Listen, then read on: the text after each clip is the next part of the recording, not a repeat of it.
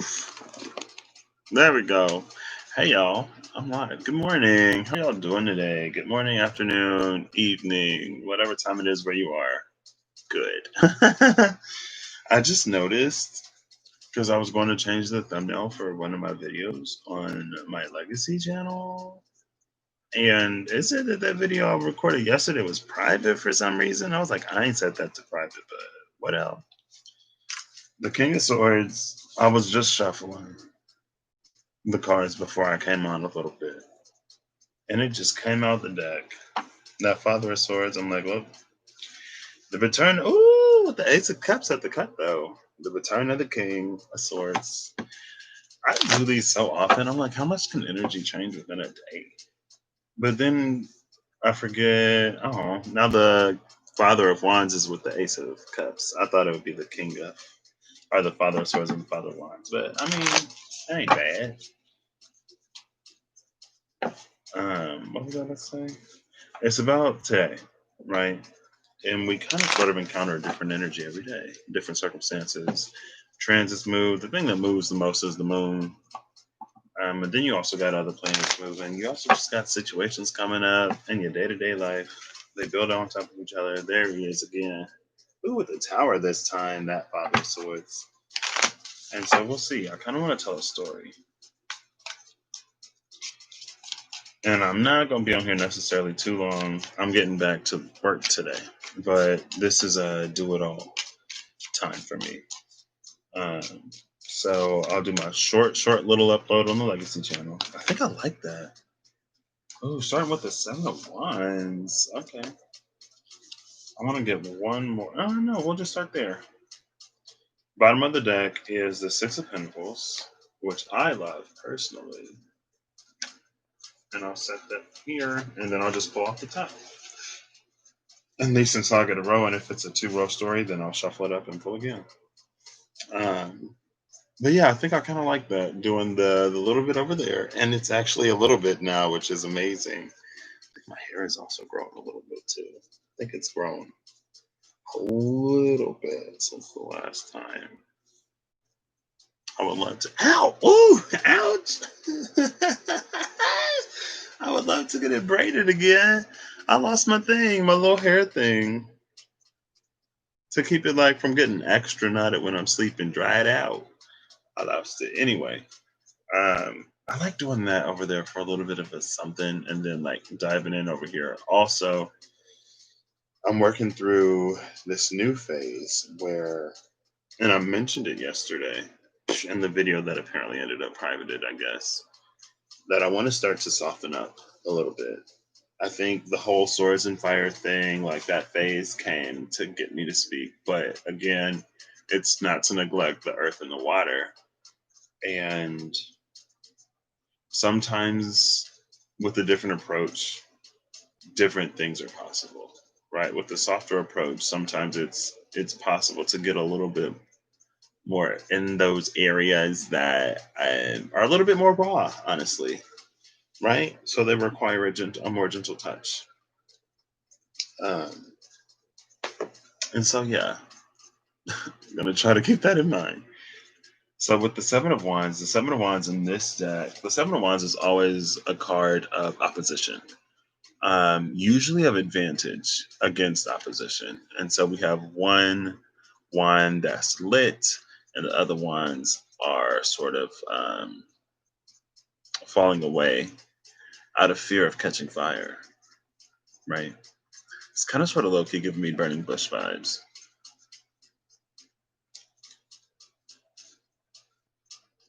You know how they say that be the change that you wish to see in the world? It's very this energy. Where the world may seem a little bleak and gray. And again, it's not to ignore what's happening because there are veils being lifted.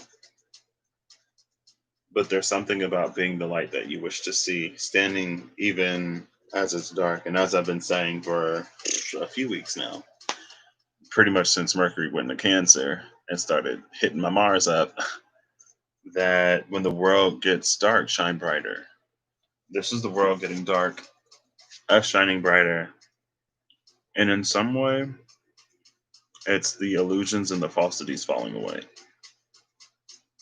but from the inside, right? Because we choose to see the thing, because we choose to see things as they are, because we choose to see behind the veils of ignorance, compliance, and illusion, right? Of disbelief, behind the veils of disbelief. It's like all of these, not all of these, but there are some internal programs that were kind of sort of shadow installed. When you installed this other program, it also came with these three other ones that you didn't unclick the box when you were rushing through the install process. Um, and so now, as you're facing things, a lot of these things are kind of sort of falling away at the same time, which frees you up. But which may also be a domino effect where you're facing thing after thing after thing. Next is the tower. So yeah, probably more so that domino effect. Um, or this one wand is this tree. So I would say recently, now, or soon, there's going to be enlightenment in an area that changes everything, right?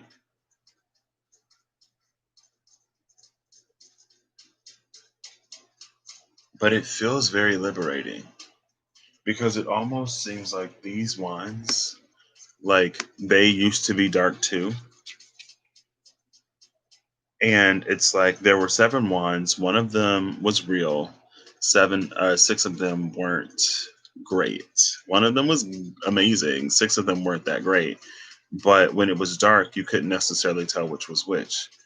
And so it's like as you pick the correct one, begin to use it, it gets brighter and brighter. And then these six wands turn pale and fall away out of fright. But that's the very thing that will be, again, liberating you and freeing you. You're kind of sort of realizing that whatever this wand is,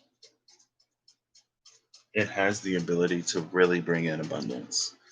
Or whatever this thing that will be falling in has been limiting your abundance in a way that's kept you tied and bound and energetically not free enough to expand to begin to attract all of that, right? It's like if you're a magnet, if you're like a little refrigerator magnet, you may not necessarily pull the nail from right next to you.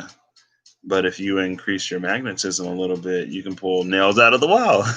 And then you may not necessarily want to do that, especially if you're inside the building. But I mean, again, this is a tower. So, who knows?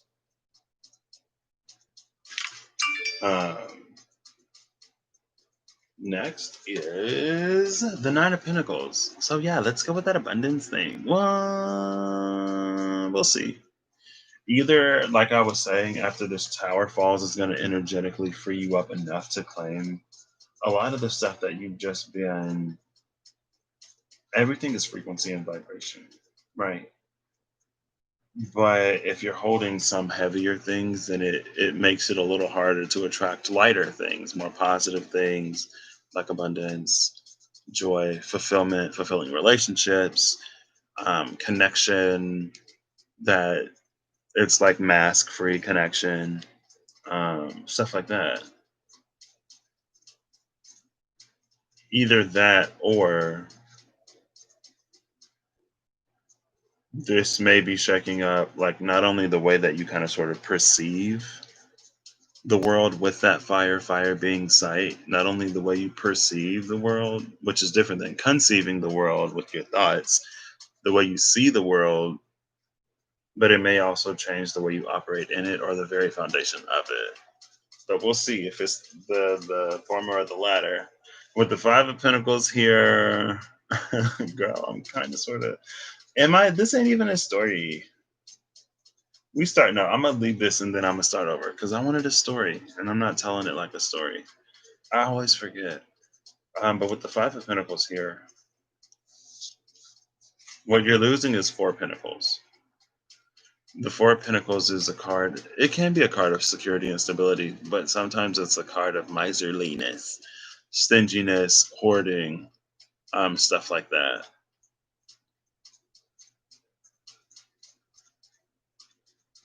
And so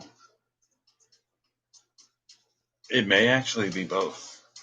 You may be opening up the way you walk in the world, and depending on family dynamics and whatever this tower was that happened to you, I know there have been quite a few people that have been losing friends and family over the issues going on in the world, and they're sort of like not wanting to just be like silent passerby, complicit or compliant in the upholding of the system. And it's like this tower was built upon a bed of feathers. Like this ain't even a whole nest, ain't a single like twig or stick in that. If all this is feathers, as soon as the wind blows, it's gonna blow away. This isn't protecting anything. And so it may have been the case that someone is going through this emotional change that will disrupt their security, but will lead to a new stability. And then I'm gonna put these all back and we're gonna shuffle it up. And the Six of Pentacles is at the bottom of the deck. So whatever you give, you get. And however you get it, it's could be subject to, I don't want to say loss, but I've also been feeling that too. The way we go about getting things will it does something to the vibration of it, right? So if you go about getting it in shady ways, then it's gonna taint the meal, right? Ooh, the moon and the world. Things are shifting in ways that we don't even maybe necessarily understand. Or it could be that a lot of these changes have already happened on more subtle levels. We're just catching up in the physical, which would make sense. But the world has already been forever changed. And a lot of people would say that the world was forever changed when we entered this months long pandemic or isolation period and stuff like that. And I got a lot of thoughts about that, but it's just like, I guess I'll say it. Ooh, the Chariot and the Hierophants. Okay. I've been thinking about things. There's that Son of Pentacles again. I've seen him a few times. I've been thinking about things and my perspective. And the more I think about it, the more I'm of the mind that it doesn't matter if it was planned or artificially it doesn't matter if it was instigated or created or not. Because at the end of the day, it's put us kind of sort of in this dark night period. And it is my belief that if we're encountering a dark night, there is probably something about the way we act in situations, perceive situations, or anything in between. And I don't see us doing anything drastically different, radically different. It's like our response to it is what I would have expected. And if our response is what was expected, it's not to say it's automatically wrong, but it's like anyone who knows America or Americans would have been able to guess that most people probably wouldn't be wearing masks and would be doing whatever they want to do anyway, because that's what we do. We don't really care about anything or anybody else. We only really care when it personally benefits us, and that's why some of the um, that's why it seems that to do the best in business, you kind of sort of gotta exploit somebody, right? It's not different, it's not drastic, it's not new, it's not shocking, it's not surprising. So in my mind, it's like maybe the correct thing to do would be the thing that you wouldn't usually do, which would be, even if and this isn't necessarily directed at anybody, But even if like you don't have any concern over your own personal well-being, it's about like other people. And it's kind of sort of funny because like when it came out about masks, a lot of people or a lot of the information is like when you wear a cloth mask, it isn't necessarily to protect you, it's to protect other people from you. Right? Like if you get it so you won't spread it, and if you're asymptomatic, then you wouldn't even know necessarily that you have it and you could be spreading it. And that's why in the beginning I was like, if someone is going to get it, I mean, we could take the argument of like, if someone is going to get it, they're going to get it regardless, but they won't be getting it from me because I don't need that on my hands or on my conscience or on my spirit or on my soul, girl. Like, it's not always about us and me. Like, that's the American mentality. What's good for me, what benefits me, I don't care if it hurts you, if you lose your life, or if it's at detriment to you or inconvenience to you. I don't want to be inconvenienced, and I don't care who gets inconvenienced in me getting what I want, when I want it, how I want it, with a smile on your face, even though I'm giving you a hard time. Right? So in my mind, I'm just like, it's not, I don't know, it's not new, it's not revolutionary, it's typical. So I don't know. The moon and the Ten of Pentacles, hey, but maybe not. You know, I stand to be corrected. I could be wrong. All right, let's get this started. We'll start when the first card comes out, or actually, I could end it there because I think what came out. I wanted a story. I didn't tell it like a story. I think what came out is actually good. We'll see. I won't be on here too long because I do want to get to work. I've been sitting on this project for a minute, and it's basically been done. I'm like, I need to just submit this mess. And there's 4 cards with the Two of Swords at the bottom. Decisions. And the Page of Wands was under that, the Daughter of Wands. So we're going to start with the Nine of Cups, followed by the Son of Cups, the Six of Cups, and the Father of Cups. And the Father of Cups before.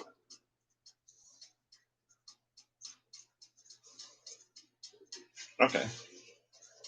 So it all begins with a wish, as most fairy tales do. And it's a wish made in the dark. It almost feels like someone who has everything that they could possibly want,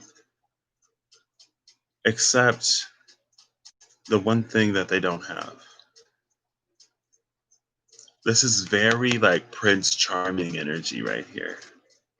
Like, I'm a prince, I'm good looking, I am well educated, I am sporty and my physique is nice, I'm attractive, I am comfortable beyond comfortable. Anything and everything that I want, I have it almost immediately.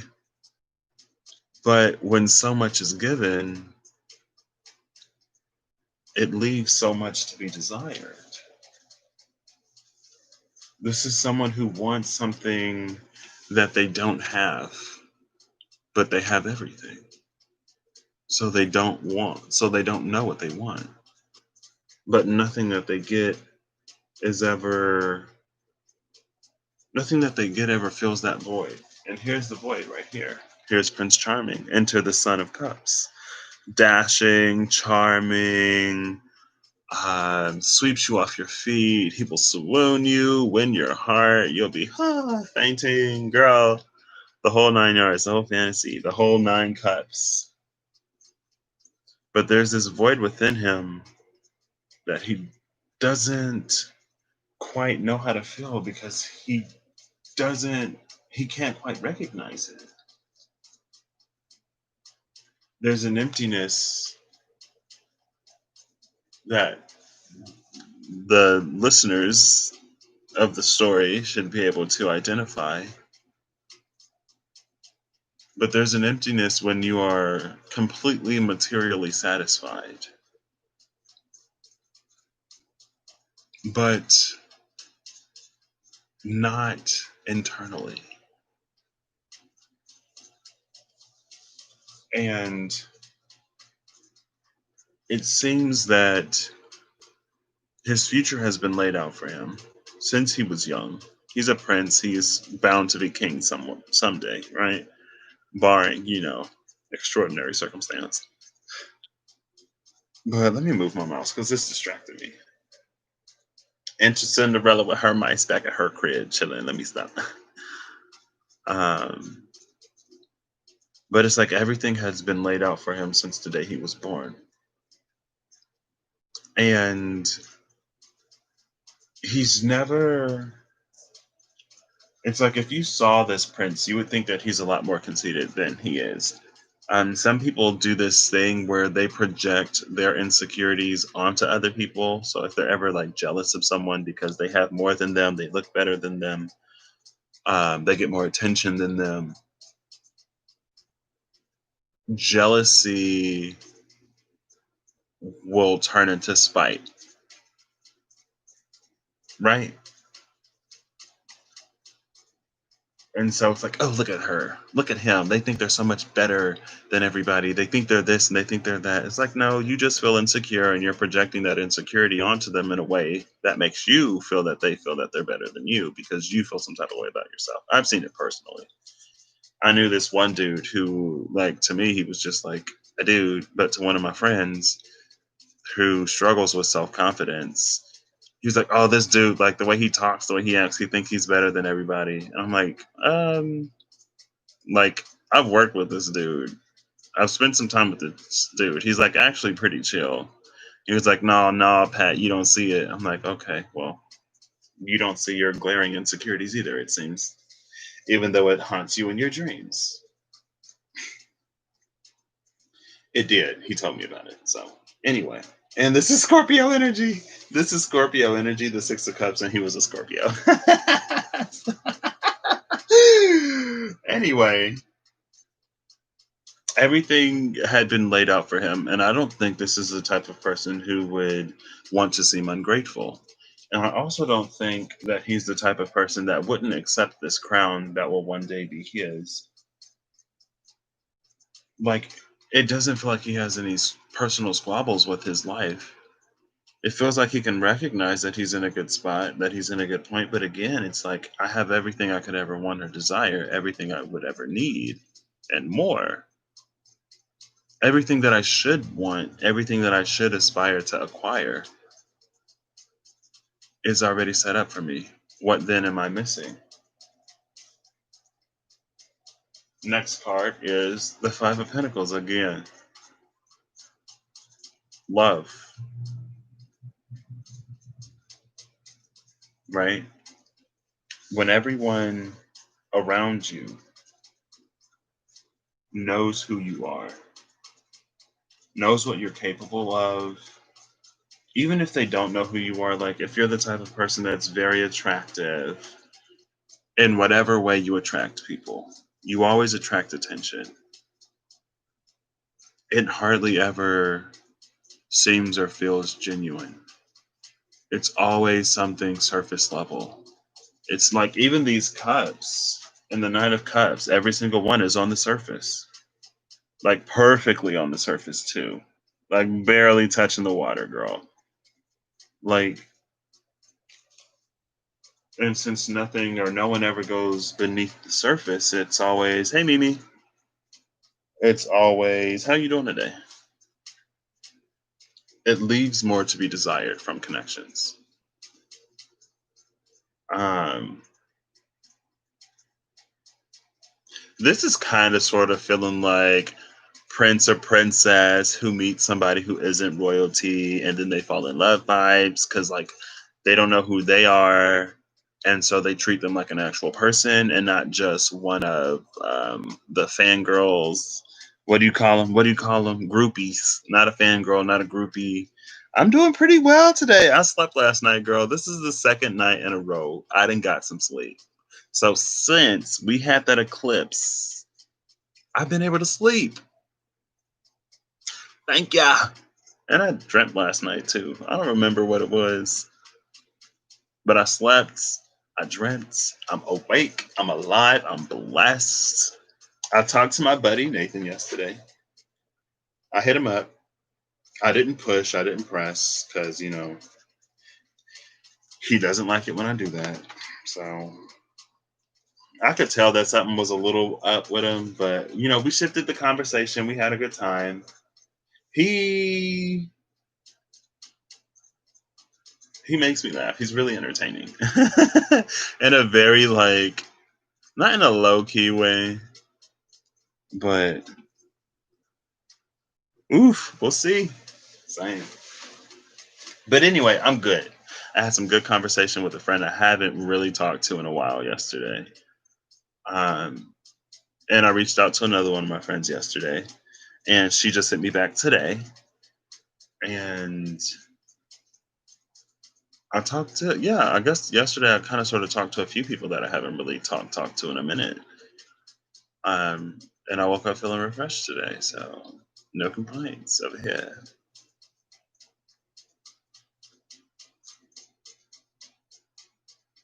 This is also interesting though because this Five of Pentacles is the first, it's the non-cup card. But with these cups, it's like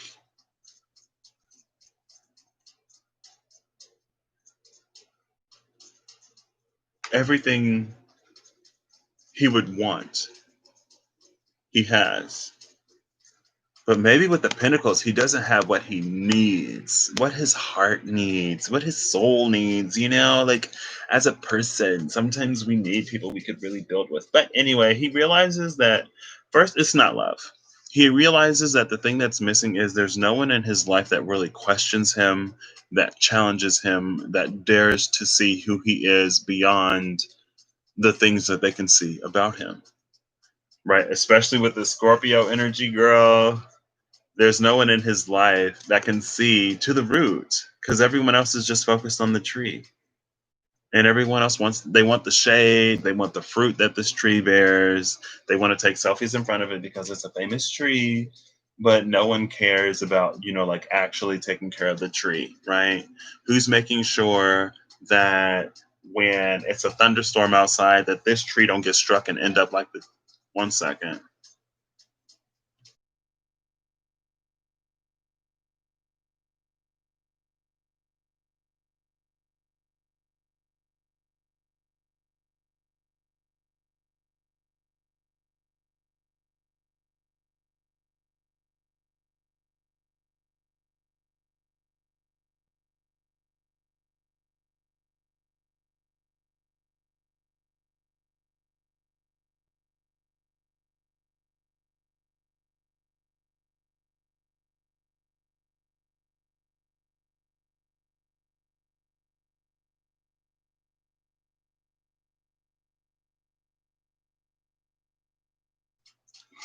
Now, I ain't gonna claim clear audience, but have y'all ever, it's happened to me all the time. Like, have you ever like heard somebody call your name, but nobody did? Like, I thought my dad just called my name, and so that's why I was like 1 second, and I got up, and he all the way in the front room watching TV. I'm like, oh, so you didn't call me? He was like, no, it must have been God. But usually it's my mom's voice, or it'll be a female voice. I don't think it's ever been his, so that's interesting. Maybe there's a masculine out there somewhere calling to me. Also, sometimes it's like if I'm listening to music and I have the volume up, it's like almost it seems like sometimes there'll be like words or like a conversation trying to happen in between the lyrics or in between the music, and then I pause it and it's like there's nothing there. I don't know. Anyway, yeah, like I thought it was fairly common, but some people say they haven't. I don't know. Anyway, so he doesn't necessarily attribute it to love at first. It's just like none of his reactions are substantial reactions. None of his relationships are substantial. Um, and so there's no substance. It's all fluid. It's all water. It all comes and goes. None of it will really last. And that's what this son is missing. And again, it's someone who will challenge him Someone who will treat him like a gosh darn person and not all of the extra things. Ooh, and then enter the Daughter of Swords. Girl, did I not tell y'all? Did I not tell y'all that this would be that story? I told y'all. Like right after he realizes ain't nobody in my life that really try to get to know me as a person. Ain't nobody that try to come in and see like who I am, like what do I stand for? What do I value?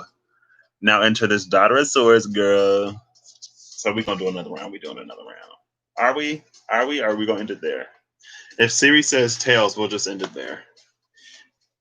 Hey Siri, flip a coin. Hey Siri, flip a coin. Heads. Oop. Oh, I said if Siri says tails, we'll end it there. Siri says heads, so let's keep going. So enter the Daughter of Swords. Now, the thing about the Daughter of Swords, cut into the Magician and that Daughter of Wands. I forgot we had another daughter at the bottom of the deck. The thing about the Daughter of Swords is that she knows who this dude is. She knows what he's about, but she's not impressed. Because again, as a sword suit, she's not like if it were the Daughter of Wands, then maybe the status would entice her. If it were the Daughter of Pentacles, then maybe the stability that comes with the crown would impress her.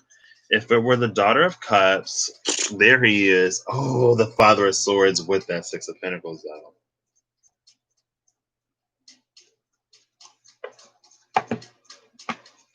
I've been seeing that Father of Swords a lot, too.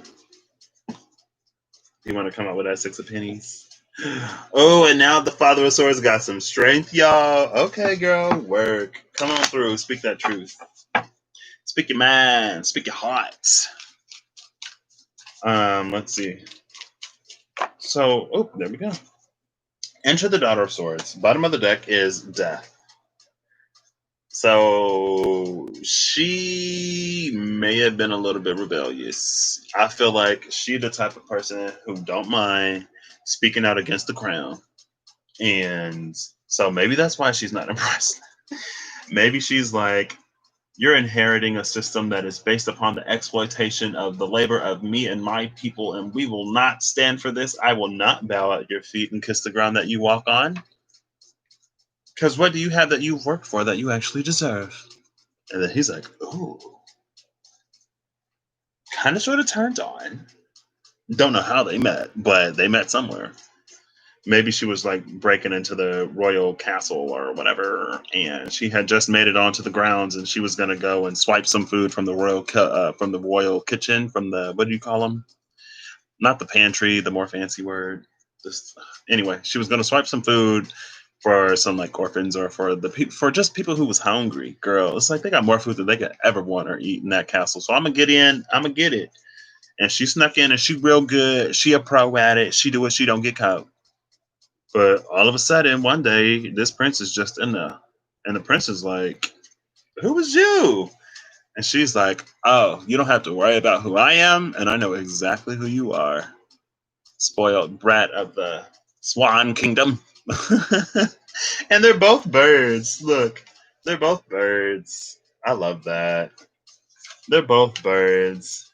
Um, but that death card is also a bird at the bottom.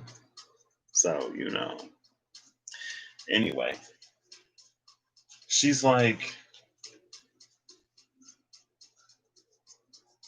I know exactly who you are. And he's like, oh, you know who I am? You know who I am? Then tell me, who am I? Because again, he's used to people thinking that they know who he is, but whatever they know about him is just surface level. And so she already knows that like he's privileged, maybe a little spoiled. He gets everything that he wants because he's the prince. So who wouldn't know that, right? But then she gives him the up and down. And something that she says to him cuts to the heart of who he is. And maybe it's just the fact that, I mean, again, like you have everything that you would ever want, must be lonely, right? You must not feel that like anything that you have is of any real substance, because when you get everything you want, when there's no it's a little bit more difficult to savor it. Maybe. I don't know. This is the story. It's a story, y'all. Just go with it, okay? And again, first, he's never been spoken to like this. So he's already intrigued and kind of sort of turned on. And secondly, she seems, since this is a daughter, she seems like the only person he can actually talk to, right? Someone with a thinking, logical, reasoning mind of their own, and it is the daughter. So this is something brand new, a brand new thought, because from the sun up, they've already been exposed and are sort of semi-conditioned. Um, and he's really interested and intrigued, and so he doesn't turn her in. He actually says that he wants to talk to her, and he wants to hear what she has to say. And this, like I said, she already got something against the crown anyway. She is ready to give him an earful. Ready. And so he's like, let's meet under more favorable circumstances where the guard won't come and lock you up for trying to steal from me. So take your food and meet me in such and so a place at, this time. And then we will actually talk. Ooh. Okay, well, so are we switching up the story? Or are we just getting right to the happily ever after? Because next out comes the Ten of Pentacles. So the Ten of Pentacles is telling me this is a family thing for her. So we thought that she was just, doing this for whatever. But now it's kind of sort of low-key giving me Charlie and the Chocolate Factory vibes, where Charlie was just in that house with a whole bunch of geriatrics in bed or doing whatever. And so she's kind of sort of a Robin Hood of sorts. She's made a name for herself, providing for people who can't necessarily provide for themselves, providing for the people who are exploited by these systems. And Sarah's birthday is tomorrow? What? She's a Cancer? Love that.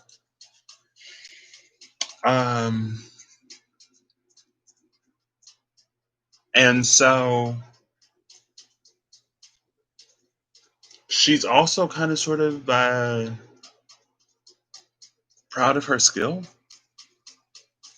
And in a way, it doesn't matter what she doesn't have, because she knows who to get it from and how to get it without getting caught. Also, with this Ten of Pentacles, with this Ten of Pentacles, and with her scorn for the crown, the prince, is like, meet me in such and such a place. I would love to talk to you, because no one in here talks to me. They talk at me and they talk around me, but no one talks to me. And he could tell that she wouldn't mind speaking her piece. And so he's like, meet me in this place. And she up here about to pull a whole gosh darn kidnapping with ransom and everything on his butt, because she know that he gonna show up alone, right? He ain't gonna come with no guards to meet a peasant girl. No, she ain't necessarily gotta be a peasant, but she's not of royalty. So, she know that he would be sneaking out to go meet her. And he pretty much says as much. She can also kind of sort of like smell the desperation on him, because she's very, very insightful, and she can read between lines really well. But anyway, so she's like, I don't know if she's going to go through with it, but she recognizes the opportunity to do a whole gosh darn hostage and ransom situation with this Ten of Pentacles. She's like, I could get rich, right? He may be the only heir to this throne. And so she could get rich, rich. Next card is the Hangman. so he shows up at the place. She's waiting in ambush. And she surprises him. And she ties him up. And again, at this point, she doesn't necessarily too much care about this dude. No, she's not going to do anything to hurt this man. She's not like that, right? But she does again see this opportunity to get some ransom money and to get a handsome sum at that. And she's very like she's smart enough that she wouldn't get caught. And this dude doesn't really too much know anything about her. She's a veritable Cinderella, right? Except she's like Robin Hood. She's Robinrella. Cinderhood. I like Cinderhood. Um, Cinderhood makes her sound like fiery. And like she'll burn down the establishment, you know what I mean? Which is very much her character. Um, and so she ties him up. She knocks him out, she ties him up. He wakes up. And she's like, I knew you were kind of sort of like dumb and desperate, but I didn't know that you were this dumb and desperate that you'd show up alone to meet me, a frail and humble peasant girl. And he's like, girl, I know you ain't frail, and I know you ain't humble. I could tell by the way you speak. And I also know that you're not going to hurt me. Because if you were going to hurt me, you would have threatened me when I caught you stealing instead of just talking to me. And she's like, oh well, I knew that you weren't going to call the guard, so I didn't have to threaten you, because if you were going to turn me in, you would have called for the guard as soon as you saw me. And he's like, mm-hmm. So he can kind of sort of like, this is one of the things about this prince that a lot of people don't know, because a lot of people don't get to really know him. And again, it kind of sort of speaks to the Scorpio energy that he's got in his back pocket. He ain't dumb either, and he's like pretty intuitive. And the things in people, it almost seems like there's a gift that he has, that the things in people that they would hide from him, he can see. And this is another reason why he's never really found any substantial relationship, because the things that people would hide from him, he can see. And so a lot of times when you are someone who attracts a lot of people and people see you as attractive, they come to you with kind of sort of ulterior motives. And he can pick up on that. He just knows, like, oh, you're trying to use me for status. You're trying to use me for the money. You're trying to get this from me. You're trying to get that from me. Okay, I see it. And he didn't get anything. He didn't get any of that off of her. And he could also get, you know, anyway. He can understand that she has become. She's like also a product of her surroundings, and she's also a product of her environment, and she's also a product of how she was raised. The Six of Cups is very balanced and symmetric. It's the same on both sides. So he can see that there's some kind of, even though their lives are completely different, that there's something that unites them. There's something that ties them together. And it's partially the fact that, again, they are who they were raised to be.